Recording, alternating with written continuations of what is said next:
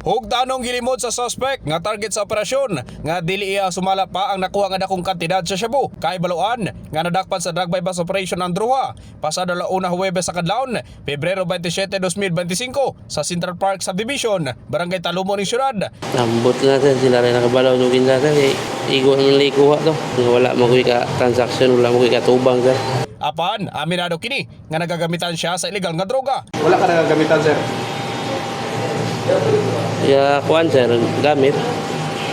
Pero transaction wala sir. Sa report sa Talomo Police Station, nailaman dinakpan nga sila alias Dol, 36 anyos, pintor, top 4 drug watch list, o kauban nini nga si alias Bulldog, 35 anyos, nga parehong residente sa Panabo City. Nakuha sa mga suspect ang kinatibukang kantidad sa gituwang shabu nga mobalor sa kinatibukang 1,538,320 pesos. Tanggong na karon sa custodial facility ang maong mga dinakpan ug magatubang sa kasong paglapas sa Comprehensive Dangerous Drugs Act of 2002. In the heart of changing lives, kini si Brigada Gibmaing sa 93.1 Brigada News FM Davao, the Music News Authority.